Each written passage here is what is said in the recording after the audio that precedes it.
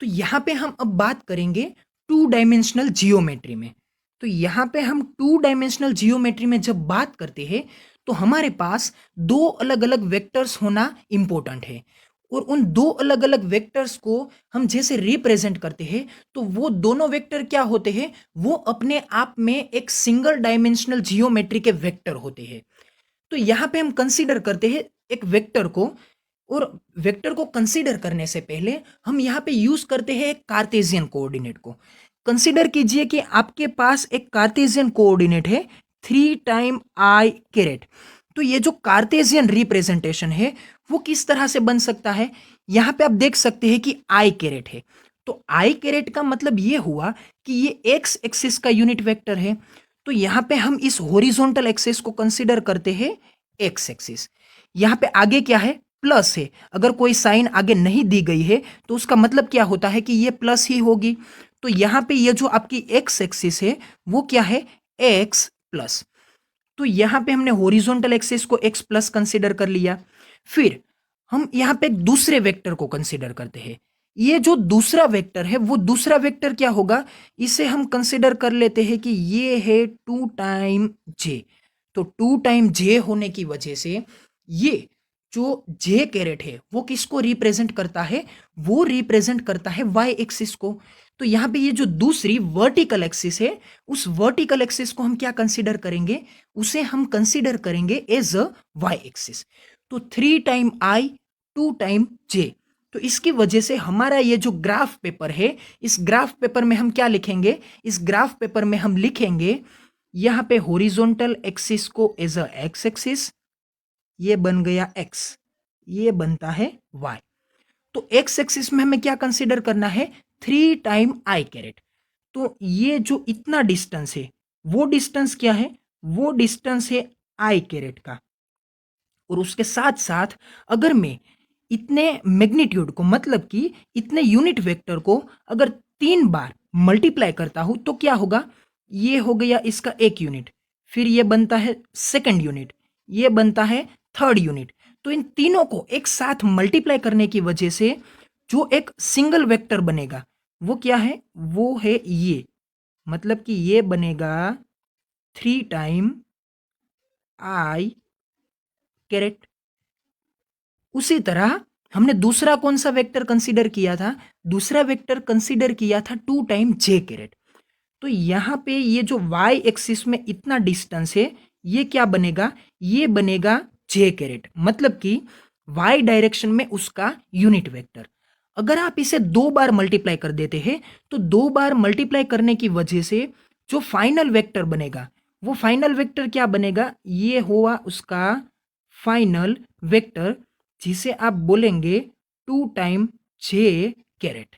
तो ये क्या बन गया, ये है हमारा हॉरिजॉन्टल वेक्टर, जिसका ये जो वेक्टर रिप्रेजेंटेशन है वो क्या है, इसे आप बोल दीजिए कि ये है वेक्टर ए। तो ये क्या है, 3 टाइम i कैरेट। और ये है हमारा वर्टिकल वेक्टर, जिसका वेक्टर रिप्रेजेंटेशन क्या है, 2 टाइम j कैरेट। और इसे आप बोल दीजिए कि ये क्या है, ये आपका है वेक्टर बी। तो ये दोनों अलग अलग वेक्टर एक दूसरे के साथ कंबाइन होते हैं। अगर आप इस वेक्टर का एडिशन लेते हैं, वेक्टर एडिशन लेते हैं, तो क्या होगा, हम जानते हैं इसके हेड और टेल के रूल को। मतलब कि हम यहाँ पे क्या करेंगे, एक दूसरे के वेक्टर को ऐड करने के लिए हम यहाँ पे एक वेक्टर की हेड और दूसरे वेक्टर की टेल दोनों को क्या करेंगे, एक दूसरे के ऊपर सुपर इंपोज करेंगे। और सुपर इंपोज करने के बाद उसके हेड और टेल को क्या करेंगे, डायरेक्टली कनेक्ट करेंगे। और उस डायरेक्टली कनेक्ट करने की वजह से जो हमें एक वेक्टर बनेगा वो वेक्टर क्या आएगा, वो वेक्टर आएगा उन दोनों वेक्टर का वेक्टर एडिशन। तो यहाँ पे हम इस मैथमेटिकल ऑपरेशन को यहाँ पे कंप्लीट करते हैं। मैं इस जियोमेट्री को फिर से आपके सामने ड्रॉ करता हूँ, और ये जो फिर से ड्रॉ की हुई जियोमेट्री है वो किस तरह से होगी, ये आएगा यहाँ तक का वेक्टर जिसे हमने बोला है 3 टाइम i कैरेट। और ये जो वेक्टर है ये क्या है, ये है 2 टाइम j कैरेट। फिर क्या होगा, यहाँ पे ओरिजिन पे इन दोनों वेक्टर की क्या है, दोनों वेक्टर की टेल है। लेकिन हमें क्या करना है, इस 2j वेक्टर को यहाँ से शिफ्ट करके पैरेलली कहाँ पे रखना है इसे, यहाँ पे हमें इस वेक्टर को शिफ्ट करके यहाँ तक ले जाकर हमें इसे रखना है यहाँ पर। देखिए यहाँ पे मैंने उसका मैग्नीट्यूड चेंज नहीं होने दिया है, मैग्नीट्यूड उतना ही है। यहाँ पे ये वर्टिकली 2 यूनिट में है तो ये वेक्टर भी कितना है, 2j ही है, लेकिन इसका ओरिजिन जो था मतलब कि उसका स्टार्टिंग पॉइंट था वो चेंज हुआ है, उसका मैग्नीट्यूड भी चेंज नहीं हुआ है, उसकी डायरेक्शन भी चेंज नहीं हुई है। और ये जो वेक्टर का एंगल है, एंगल मतलब कि एक्स एक्सिस के साथ अगर ये 90 डिग्री एंगल बनाता है तो ये एंगल भी वैसे का वैसा ही है। लेकिन यहाँ पे क्या हुआ कि ये जो आपका 3i था, उस 3i की टेल कहाँ पे थी, वो थी ओरिजिन के ऊपर। उसका हेड कहाँ पे था, उसका हेड था इस 3 यूनिट के पास। और अब जो आपका दूसरा वेक्टर था ये था 2j कैरेट, उसकी टेल कहाँ पे आ गई, उसकी टेल आ गई इस 3i वेक्टर के हेड के ऊपर। यहाँ पे आप देख सकते हैं कि इस वेक्टर का हेड और इस वेक्टर की टेल दोनों क्या है, यहाँ पे एक दूसरे के साथ कंसीडर होते हैं, मतलब कि कंबाइन होते हैं। और उस दूसरे वेक्टर का मतलब कि 2j कैरेट का ये जो उसका हेड था वो कहाँ पे आ गया, ये आ गया यहाँ पे ऊपर। अब हम क्या करेंगे, जो बचा हुआ हेड और बची हुई टेल है इन दोनों को क्या करेंगे, इन दोनों को कनेक्ट करने की कोशिश करेंगे। तो यहां से मैं वो जियोमेट्री को फिर से अच्छी तरह से क्लीन एंड नीट ड्रॉ करने की कोशिश करता हूं। तो ये शिफ्ट किया हुआ वेक्टर आ गया यहाँ पे, ये क्या है, ये वही वेक्टर है 2 टाइम j कैरेट। तो यहाँ पे हम ये जो ओरिजिन की टेल है और ये जो ऊपर का हेड है, इन दोनों को हम क्या करेंगे, इन दोनों को कनेक्ट करने की कोशिश करेंगे। और इन दोनों को कनेक्ट करने की वजह से हमें क्या मिलेगा, ये उसका एक वेक्टर मिलेगा। तो इस वेक्टर को हम डायरेक्टली कनेक्ट करते हैं तो ये किस तरह से बनेगा, ये कुछ इस तरह से हमारा वेक्टर बनेगा। तो ये वेक्टर कौन सा है, ये वेक्टर इस 3 टाइम i और 2 टाइम j इन दोनों के एडिशन की वजह से बना हुआ वेक्टर है। इसलिए हम इस वेक्टर को क्या बोलेंगे, इस वेक्टर को बोलेंगे वेक्टर ऑफ एडिशन। मतलब कि ये जो वेक्टर बना है वो एक्स एक्सिस और वाई एक्सिस, दो अलग अलग एक्सिस को एक दूसरे के साथ ऐड करने की वजह से बना है। और इसकी वजह से ये जो फाइनल वेक्टर है वो फाइनल वेक्टर उसको बोल सकते हैं रिजल्टेंट वेक्टर, रिजल्टेंट वेक्टर। तो ये रिजल्टेंट वेक्टर ना ही एक्स एक्सिस के ऊपर है और ना ही वाई एक्सिस के ऊपर है, ये एक्स और वाई दोनों एक्सिस की वजह से बनने वाले इस पूरे के पूरे प्लेन में आता है। इसकी वजह से हम इस वेक्टर को क्या बोलते हैं, प्लेनार वेक्टर, या फिर उसे हम बोल सकते हैं एरिया वेक्टर, क्योंकि ये एरिया को रिप्रेजेंट करता है। तो अब हम क्या करेंगे, इस रिजल्टेंट वेक्टर का क्या फाइंड आउट करेंगे, इक्वेशन फाइंड आउट करेंगे।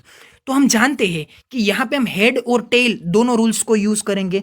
तो क्या होगा, ये वेक्टर इस तरह से रिप्रेजेंट होगा, vector v is equals to vector a plus vector b। तो ये जो वेक्टर a था वो क्या था, वो था हमारा 3 टाइम i कैरेट। और ये जो हमारा वेक्टर b था वो क्या था, वो था हमारा 2 टाइम j कैरेट। तो इसकी वजह से इसका ये जो फाइनल मैग्नीट्यूड बन के आया, फाइनल रिजल्टेंट वेक्टर बन के आया, वो वेक्टर क्या बना, 3 time i caret plus 2 time j caret. मतलब कि ये जो वेक्टर है वो वेक्टर एक्स एक्सिस में कितना यूनिट प्रोपेगेट किया हुआ है, 3 यूनिट, और वाई एक्सिस में कितना यूनिट प्रोपेगेट किया हुआ है, 2 यूनिट प्रोपेगेट किया हुआ है। और इसको अगर आप दोनों को कंबाइन करते हैं तो ये क्या बन के आता है, vector v is equals to 3 time i caret plus 2 time j caret. तो इस वेक्टर का ये जो रिप्रेजेंटेशन था उसे हमने क्या बोला, इसे हमने बोला रिजल्टेंट वेक्टर का वेक्टर रिप्रेजेंटेशन। लेकिन अगर हम वेक्टर को थोड़ी देर बाजू में रख के अगर हम कार्टेशियन कोऑर्डिनेट में किसी स्केलर ग्राफ को रिप्रेजेंट करते हैं तो क्या होता है, मैं आपको फिर से एक एग्जांपल देता हूं कि कंसीडर कीजिए कि आपके पास कोई एक ग्राफ पेपर है और ये उसकी एक्स एक्सिस है, ये उसकी वाई एक्सिस है, और कंसीडर कीजिए कि आपको 3 2 ऐसे किसी कार्टेशियन कोऑर्डिनेट को आपको ग्राफ में रिप्रेजेंट करना है। तो आप पहले क्या करेंगे, इस कार्टेशियन कोऑर्डिनेट को x, y इसके साथ कंपेयर करेंगे। तो इसके साथ क्या होगा कि x एक्सिस में आपको 3 यूनिट यूज करना है और y एक्सिस में आपको कितने यूनिट यूज करना है, 2 यूनिट। तो क्या करेंगे आप, x एक्सिस में आप हॉरिजॉन्टली यहाँ पे 3 को लोकेट करेंगे और साथ में वाई एक्सिस में आप यहाँ पे वर्टिकली इस 2 को क्या करेंगे, लोकेट करेंगे। फिर क्या करेंगे, इन 2 में से आप एक लाइन को ड्रॉ करेंगे, फिर इन 3 में से भी आप एक लाइन को ड्रॉ करेंगे और ये दोनों लाइन, मतलब कि ये लाइन और ये लाइन, ये दोनों जहां पे भी इंटरसेक्ट होती है उस इंटरसेक्शन पॉइंट को आप क्या बोलेंगे, उसे आप बोलेंगे 3,2। तो यहां पे मैंने जो आपको वेक्टर का रिप्रेजेंटेशन दिया था वो भी यही आता है 3,2। लेकिन ये जो आपका ग्राफिकल रिप्रेजेंटेशन है अभी का, वो क्या है, वो है उसका स्केलर रिप्रेजेंटेशन। लेकिन जब आप वेक्टर रिप्रेजेंटेशन देते हैं तो यहाँ पे आप इतने डिस्टेंस को आप क्या कंसीडर करते हैं, उसे आप कंसीडर करते हैं यूनिट वेक्टर के साथ साथ 3 टाइम आई। और ये जो डिस्टेंस है आप उसे क्या बोलते हैं, उसे बोलते हैं 2 टाइम जे। और जब दो वेक्टर्स होते हैं तो उन दोनों वेक्टर्स को ऐड करने के लिए भी हमें कौन से रूल्स को फॉलो करना पड़ता है, हमें वेक्टर के रूल्स को ही फॉलो करना पड़ता है, जिसकी वजह से उसका ये जो रिजल्टेंट वेक्टर बन के आता है, वो रिजल्टेंट वेक्टर किस तरह से रिप्रेजेंट होता है, ये 3,2 से नहीं लिख सकते हैं क्योंकि यहाँ पे 3,2 में कोई भी डायरेक्शन नहीं है। अगर यहाँ पे हमें डायरेक्शन लेनी पड़ती है तो ये क्या बन जाएगा, ये बनेगा 3 टाइम आई कैरेट और ये 2 बन जाएगा 2 टाइम जे कैरेट। और ये दोनों वेक्टर्स एक दूसरे के साथ ऐड होने की वजह से क्या बन गए, 3 time I caret plus 2 time J caret. तो ये है इसका वेक्टर रिप्रेजेंटेशन और ये है इसका स्केलर रिप्रेजेंटेशन। तो मतलब यही होता है कि अगर आप स्केलर फॉर्मेट में रिप्रेजेंट करें या फिर अगर आप इसे वेक्टर फॉर्मेट में रिप्रेजेंट करें, जो क्वांटिटी जैसी है वो क्वांटिटी वैसी ही रहेगी, उसका कोई भी डायमेंशन या फिर उसकी कोई भी प्रॉपर्टी चेंज नहीं होने वाली है। तो 2 डायमेंशनल जियोमेट्री का अगर कोई भी वेक्टर होता है तो उस वेक्टर का जनरल इक्वेशन क्या बनेगा। जनरल इक्वेशन कंसीडर कीजिए कि ये वेक्टर है v और अगर ये वेक्टर x और y दो एक्सिस को मिलकर बनाया गया है तो उसका इक्वेशन क्या बनेगा, वहां पे आएगा आई कैरेट प्लस साथ में आएगा जे कैरेट। और ये जो आई कैरेट है उसके साथ उसके आगे उसका क्या आएगा, उसका एक मैग्नीट्यूड भी आएगा जिसे हम क्या लिखेंगे, ए एक्स सबस्क्रिप्ट। मतलब कि ये जो आपका यूनिट वेक्टर है in the direction of x, उसको आप ए सबस्क्रिप्ट एक्स उतनी बार अगर मल्टीप्लाई करेंगे तो उसकी वजह से आपके सामने जो भी बनेगा उसे आप क्या बोलेंगे, एक्स डायरेक्शन का लीनियर वेक्टर, मतलब कि वो 1 डायमेंशन में होगा। और दूसरे साथ साथ अगर आप y एक्सिस में एक मैग्नीट्यूड यूज करते हैं वा ए सबस्क्रिप्ट y, तो उसकी वजह से y एक्सिस में बनने वाला जो 1 डायमेंशनल जियोमेट्रिकल वेक्टर होगा वो क्या बनेगा, ए वाई जे कैरेट। और इन दोनों डिफरेंट वेक्टर को जैसे हमने यहाँ पे किया था उस तरह से अगर आप रिजल्टेंट वेक्टर फाइंड आउट करने के लिए उसका वेक्टर एडिशन लेते हैं तो वो क्या बन के आएगा, ए X I caret plus A Y J carat. मतलब कि ये होगा उसका एक्स एक्सिस का टर्म, ये होगा उसका वाई एक्सिस का टर्म, और दोनों एक दूसरे के साथ कंबाइन होके जो फाइनल रिजल्टेंट वेक्टर देंगे वो रिजल्टेंट वेक्टर कहाँ पे आएगा, एक्स वाई प्लेन में आएगा। अगर हम यहाँ पे दो दूसरी डायरेक्शन को कंसीडर करते हैं, मतलब कि यहाँ पे कंसीडर कीजिए वाई और जेड एक्सिस को, तो क्या होगा, यहाँ पे ये आएगी वाई एक्सिस और ये बनेगी जेड। तो ये वेक्टर का इक्वेशन क्या बनेगा, यहाँ पे y है तो y होने की वजह से उसका पहला कंपोनेंट बनेगा j प्लस यहाँ पे है z तो उसका दूसरा कंपोनेंट आएगा k कैरेट। और साथ में y का ये जो आगे का मैग्नीट्यूड होगा, मल्टीप्लायर होगा, वो क्या होगा, a सबस्क्रिप्ट y, और यहाँ पे k का जो आगे का मल्टीप्लायर होगा वो क्या होगा, a सबस्क्रिप्ट z। तो ये क्या होगा, y और z दो अलग अलग एक्सिस के 1 डायमेंशनल जियोमेट्रिकल वेक्टर को जब आप ऐड करते हैं तो उसका रिजल्टेंट वेक्टर जो भी एक प्लेनर वेक्टर देता है, मतलब कि वो y और z दोनों के प्लेन के बीच में आता है, उसका वेक्टर रिप्रेजेंटेशन का इक्वेशन क्या आएगा, vector v is equals to A Y J caret plus A Z K caret. और बाद में बचता है x और z का कॉम्बिनेशन, तो यहाँ पे x और z का कॉम्बिनेशन किस तरह से आएगा, vector v is equals to x और z। तो क्या होगा, x की वजह से यहाँ पे आएगा i कैरेट प्लस z की वजह से यहाँ पे आएगा k कैरेट, और x का ये जो आगे का मल्टीप्लायर है वो क्या होगा, a सबस्क्रिप्ट x, और ये k का आगे का ये जो मैग्नीट्यूड का मल्टीप्लायर होगा वो क्या होगा, a सबस्क्रिप्ट z।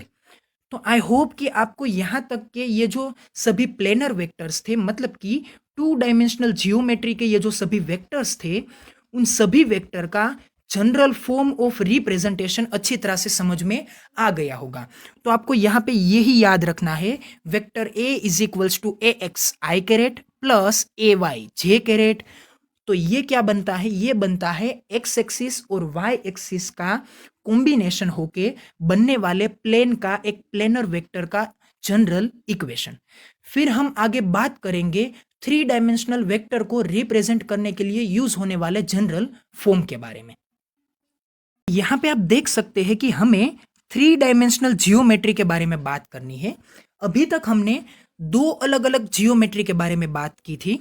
एक थी 1 डायमेंशन, जिसे आपने रिप्रेजेंट करने के लिए यूज किया था vector v is equals to A X या फिर ए वाई या फिर ए जेड, और उसके साथ साथ उसका यूनिट वेक्टर आई कैरेट जे कैरेट या फिर के कैरेट।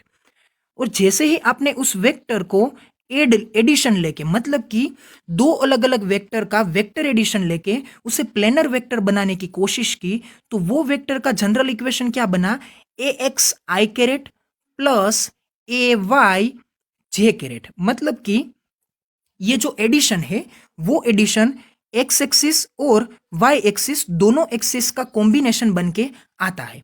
तो अगर मैं यही प्रोपेगेशन को यूज करके 3 डायमेंशन को रिप्रेजेंट करना चाहता हूं, तो वो 3 डायमेंशन किस तरह से बनेंगे, तो यहां पे 3 डायमेंशन में आपको एक्स एक्सिस, वाई एक्सिस और जेड एक्सिस तीनों को यूज करना पड़ेगा।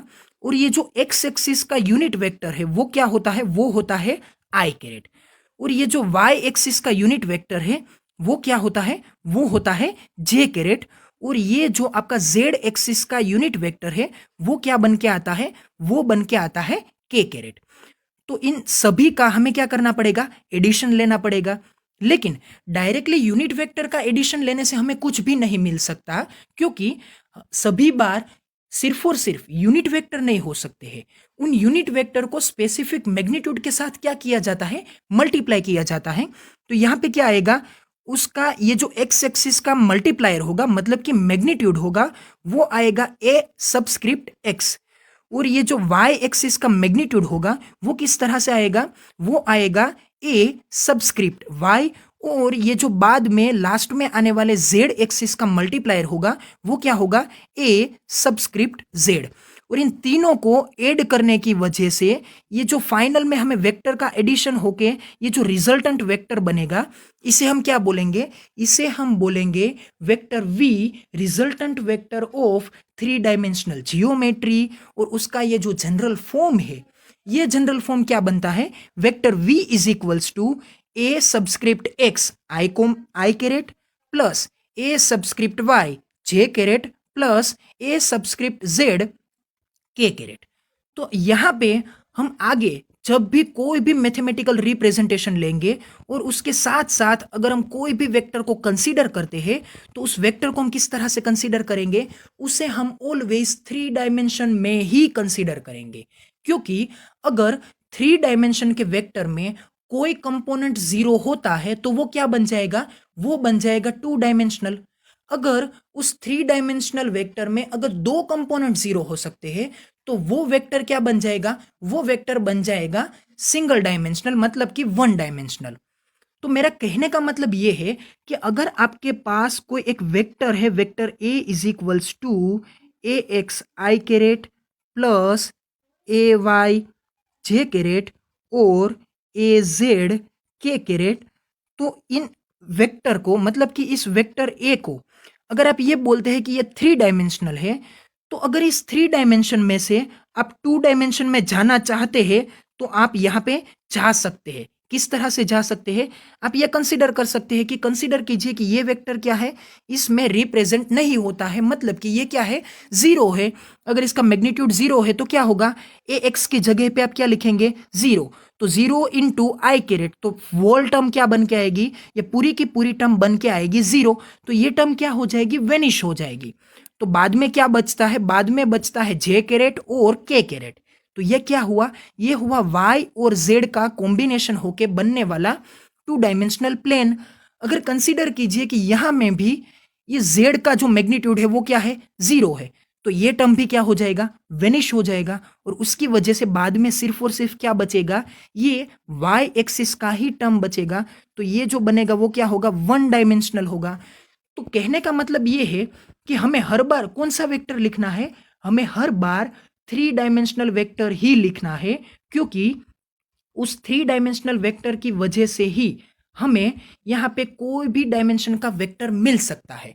थ्री डायमेंशन से आप टू डायमेंशन में भी जा सकते हैं, वन डायमेंशन में भी जा सकते हैं, लेकिन अगर आपने वन डायमेंशन यूज कर लिया तो आप वहां से टू में नहीं आ सकते हैं, और ना ही आप टू को कंसीडर करके थ्री में आ सकते हैं, क्योंकि वेक्टर में हम उस स्पेसिफिक कंडीशन में ऐड या फिर सब्ट्रैक्ट तो नहीं कर सकते हैं ना।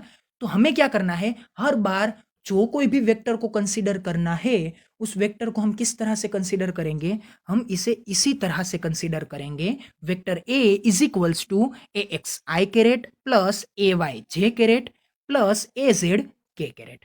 तो आई होप कि आपको यहां तक का ये जो पूरा डिस्क्रिप्शन था थ्री डायमेंशनल वेक्टर की जियोमेट्री के बारे में और उसके जनरल फॉर्म के बारे में, वो आपको अच्छी तरह से समझ में आ गया होगा।